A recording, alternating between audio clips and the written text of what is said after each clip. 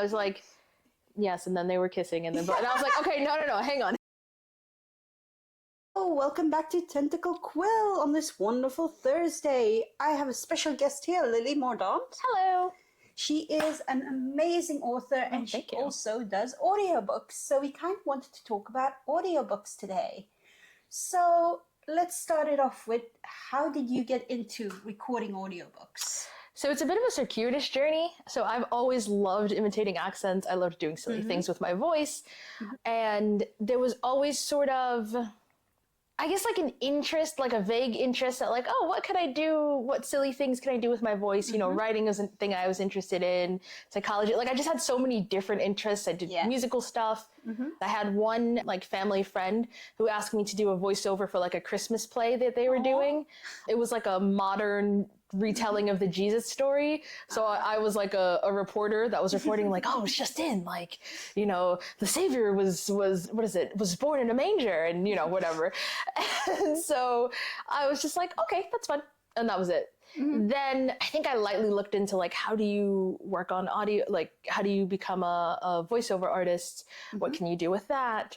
And then a little ways into the pandemic, if anyone was on the app Clubhouse, I was on there religiously for a while. And there was this group I was talking to, they were doing, I don't remember what it was. Oh, it was like a, what color is your voice? And you talk a little bit and they were like, oh, you know, like they tell you what your voice sounded like, what it tasted like. And it was like a fun little cute little way to pass the time. Yeah. And one of the people is a voiceover artist and he's like, oh, you have a really nice voice. Like you'd be really good at voiceover. And I was like, really? You think so? And that's kind of what sent me down the path more strongly than anything else. Because I was just Googling and I was like, this seems like a lot of work. But having sort of another person that wasn't just a family friend, that wasn't, you know, so I started to like look into voiceover. I found this one course that talked about, you know, how to, like, they had a bunch of different categories. They had one little section for audiobooks and it wasn't super helpful. And then again, on Clubhouse, it's been a place for a lot of, even as the interest has waned for a lot of people, the narrators still love it because I think, you know, it's just a voice-based app and you're using sort of your talent, right? It's kind of like what Instagram would be for artists. Yes, exactly. And so I think that's what Clubhouse has kind of come to be now. I had seen this room that was like narrators workout and I just like joined and I was listening and those people, they'd read for 1 minute and get some feedback. And I finally joined and read and I was just like, oh, this is just like sort of a hobby. And one of the moderators, she was like, you know, my coach is actually about to open her course up. I can send you a link to the master class that just talks about like what you'll get out of it. So I signed up for the course and have just, you know, things have just progressed from there. So I think I signed up late 2021. Oh, wow. And yeah, so it's a long journey, but that's how we got here. No, but that's really cool, especially because we don't have many social media places that are very audio based right now. So that's really cool that you found your niche there. There's also the aspect of accessibility with audiobooks. In the beginning, a lot of people saw it for like, oh, this is like for just for blind people. But I think that's really been changing recently. Yeah, I think so too. I think that one, the perception of the audiobook is changing and you'll still find people who are like, well, reading an audiobook or listening to an audiobook isn't reading. And I disagree with that. I'm like, if you're taking in the story, if you're still able to, I do think there's a difference between only listening to audiobooks and not. I think listening to audiobooks, people use it as like a time filler while they're commuting or getting chores done. And so you're still taking in a story, but that doesn't mean you're incapable of reading. I think we do get into an interesting subsection though of like blind people who are only audio based and cannot read Braille. But that, you know, like that's still to some extent in terms of getting into literacy, that's different. But I think just listening to audiobooks and, you know, using it, that's still, you know, taking in the content. I think that it's a bit of a surprise for some people, for a blind person reading audiobooks, like narrating them. Because I think, like you said, it's kind of, there's this idea that audiobooks are for blind people. So how does a blind person going to read? And it's like, well, in Braille, right? Yeah, because I personally, I love audiobooks. Like, it's just that difference of like, there's more of a texture to it. Like you can have different voices, you can have different accents. Like someone painting the world for you, or like bringing an already vivid world to more vivid life, for lack of a better term. Yeah, because it can be really good. Like, I have hammed on about this book before, but the audiobook for Project Hail Mary, there's an alien there who is basically like a steam organ, and like how they did those noises in the audiobook is really, really good, because it's definitely won like a number of audio awards, I know. I haven't listened to it yet, but a lot of people recommend. And then you can have like the opposite, where it's just like, oh yeah, we know this is a female character because the male actor is talking like oh my gosh, yes. I think women tend to be a bit better at doing a male voice because it's not gimmicky. Like some people will just lower the pitch of their voice a bit and that's it. Whereas I think the men, they do it a lot less, but they get up there and they're like, this is the woman character. And it's just like, you've taken me completely out of the story now. Yes.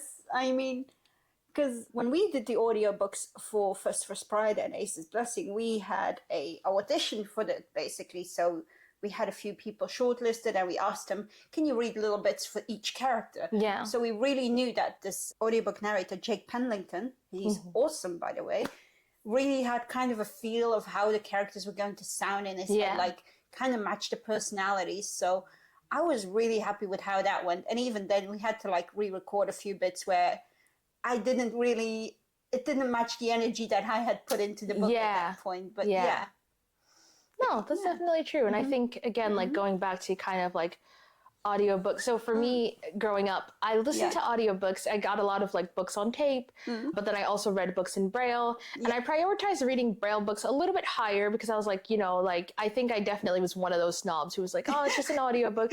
But it's crazy. I'd be a snob even while I had like 3 books going. I'd have an audiobook going. I'd have like a Braille book going. And then I think at some point there were a few instances where like the Braille so it'd go either way. Like either the Braille book version of a book that I wanted wasn't out yet, and I was just like only the audio version, and you know I didn't have a Kindle or anything at the time, and so it was like this. It was either Braille or audio, and that was it. Okay. And then there would be instances where I couldn't find the audio, but it was on Bookshare, which is like this really big organization. They have a website that has like hundreds of thousands of books in digital Braille format. Yeah. And so like it would be either way, however I got it. But as high school and then university came along, I didn't have as much time to read, or sometimes more often than not, actually, like the books that were required for school were not accessible in an accessible format. Yeah. And so I had to listen to it. And so audiobooks just became more and more a part of my life. No, honestly, I also started listening to more audiobooks after coming to the UK, actually, because services like Audible kind of made that a lot easier to do, because before that, I would have not known where to get an audiobook, and now that there's Audible, and you're like, oh, here's podcasts, here's That's books, easy, like, So it's like centralized. So and well, let's go back to like the process of like making an audiobook. How long does it take you from here's your book, go read it, to here's a finished product, go listen to it? How it feels, forever. How long it actually takes, it depends, right? So I've only recorded 2 books, and each time I've had interesting mishaps both times. So the first book was me really getting a feel of what the experience was like, of me finding out, like, I would think that a chapter would take this long, and it actually takes a little bit longer. So that took me, the deadline was, I don't remember, let's say it was like the 10th, and I ended up getting it to the author a week later. So not terrible, but you know, I want to make it the best like quality of work I can, but also I was frustrated because, you know, taking me longer to read certain chapters, getting a feel for that. And then if it took me longer to read, then it was going to take longer for me to edit before I sent it off to the audio engineer. So it took a little while. I'd say, actually, now that I think of it, so the thing is, I was working on that audiobook while also writing my dissertation. Oh, gosh. And so there was a lot. I want to say it probably took me, I think, maybe a month or a little bit over a month. And I think some things could have been condensed. Like things were moved a lot faster. I had a better feel on how long things would take me the second time around. Except this time there were issues on the audio engineer's end, and he had sent me back like so many chapters that he'd used a new software and didn't realize that a lot of it sounded robotic, and a lot of the catch breaths and stuff like that started, like, it sounded like a robot breathing into a fan. It was wild. So that ended up taking me what should have been maybe a month and a half. It took me 2 months or more. I ended up getting it to I don't honestly even know when I got it to the author. They were really great and really understanding. And I was like, I'm so sorry, but I also want to make sure I get you a quality project, which they understood. But I think we were all frustrated in different ways. I know less about the author, but I know that the engineer was frustrated because there was a lot that he had to go back into. I was frustrated because there was so much more that I had to re-listen to, and I was like, oh my God, I am not going to re-record this again. I cannot stand listening to my own voice. I don't know how bad it is for you. Sometimes I get into the flow of things, but sometimes initially I can't take myself seriously. And one thing I do think I had to work on a bit is there wasn't like too much romance, but there was a scene where two characters were kissing, and I could not take myself seriously reading it. I was like, yes, and then they were kissing, and I was like, okay, no, hang on. Passion, more passion. Yes, exactly. So you're kind of having to self-direct as well. Yes, exactly. And I think that's the thing too with like not working with a producer, although a lot of producers at this point also want you to, like big name producers and publishers want you to self-direct anyway.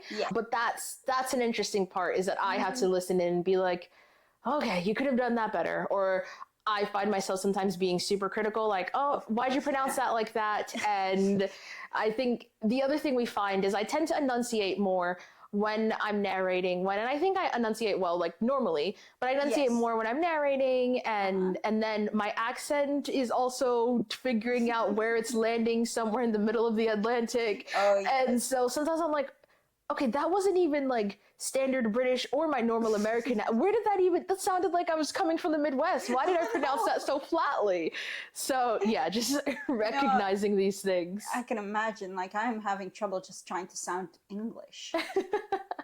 But yeah, so I already, like, when we did the audiobook, we did the audition, and then afterwards I listened to it and gave some feedback to it. But for you, how often and how much was the author involved in your recording the audiobook? So the author was pretty hands-off. After I sent in an audition on ACX, so I've been doing the freelance mode, but I would like to work with bigger publishers. And so I sent them I sent them my audition, and I was also like, this character is blind, I'm blind, this is cool. And I'm sure that also probably helped me along as well. But, they were like, all of this sounds good. I like how this sounded. They didn't have any feedback. I think I might have reached out with like one question on a pronunciation, but otherwise they were happy to sort of just let me work with it. And once they got it back, they didn't have any like feedbacks on the accents that I chose to use or anything like that. So it's a fantastical world. And I just went with, they're like, oh, this voice is cultured. And I was like, like, what sort of accent will I give it? Or, when they're like, these vowels are crisp. There was one, I had a little bit of fun with one of the characters, because the way that they described it, I was like, okay, so this accent, I was like, I could see them maybe thinking Russian, but then the way that they described where they came from gave kind of tropical. And I was like, you know what? The way they talk about their vowels sort of makes me think of Southern American English, actually. So I gave them a Southern accent, and the author didn't say anything. The author liked it, and I was like, oh, that's good. Well, all right. I don't have to re-record a whole bunch of scenes. The same thing happened with Aiden in my first book. He got a Southern accent, and now I cannot. now he's just Southern. I don't know. He's got a Dutch last name, but he's Southern now, and I don't know how it happened. And I didn't really think about the implications of it, because I think where that character is from is going to feature a little bit more heavily in the next book when the author finishes it. So now I got to come up with a collection of Southern accents. But yeah, so they've been pretty hands-off overall. Yeah, that's really good. But yeah, so you kind of are trying to figure out like what accent, what tone of voice works for each character. What type of voice is best. You know, you have to look at all of the details, like the character's age. What do they say about the way that they speak? Is their voice gravelly? Is it light? Is it cultured? Are they a man? Are they a woman? How old are they? Even sometimes if they're tall or short, are they because you have like a more imposing aura. Yes, exactly. Like, are they, you know, like thin? Are they thicker? Like, what, you know, so many things like that can play a role in that sort of thing. Wow, I hadn't even thought that much. Wow. Yeah. So no, that's really cool. Yeah, and have you encountered like any big challenges when you do audio narration, or has it just mostly been on the technical side of stuff? It's mostly been on the technical side. Sometimes it comes down to annotating the book. If I don't finish it in time for when I plan to start reading, I then have to wing it a little bit. Oh dear. Yeah. So what I've typically done is I'll go through the chapter, I'll annotate the chapters, I'll annotate, you know, just right beside the quotation, like this character speaking, because I can't wait until it's, you know, it's like, I ran, Ducky said. Like, I'd had to know that Ducky's saying this beforehand. Of course. And so I will make little notations like that. Each time I come across a new character, I don't know how prominent or not they'll be in the story. So I write them down, write down like whatever details I'm starting to acquire about them. And then sometimes, so when I haven't finished it in time for the deadline I set for myself, I'll read the chapters, like I'll narrate the chapters that I have already annotated, and then I'll go back that night or like when I have free time and just continue to like read through and annotate until I have it all done in the end. So it's kind of like you sometimes have to just, it sounds like you sometimes have to like rewrite it a bit so that you know, like, oh, coming up, Ducky, this and this. Exactly. And even sometimes like I'll make a little note, like, especially if the scene doesn't tell me as I'm going in, it'll be like Ducky shouting, Ducky crying, you know, just like little tidbits like that so I can get a feel. Even sometimes like Ducky out of breath because the character is running, you know? Yeah. And it's been really interesting to hear. Thank you. So we are also going to have another chat with Lily about genre fiction, which is something that we are both quite passionate about. Oh yeah. So we are rounding it off here. Thank you very much for tuning in. If you haven't subscribed, please do so, leave a like. And you can find Lily Mordaunt on... Honestly, everywhere. If you just Google Lily Mordaunt, but Instagram, Twitter, and I also have a website, lilymordaunt.com, that showcases, that tells you where you can find me around the net. Yeah, and we will have all of our links below. So thank you so much for tuning in. Have a great Thursday.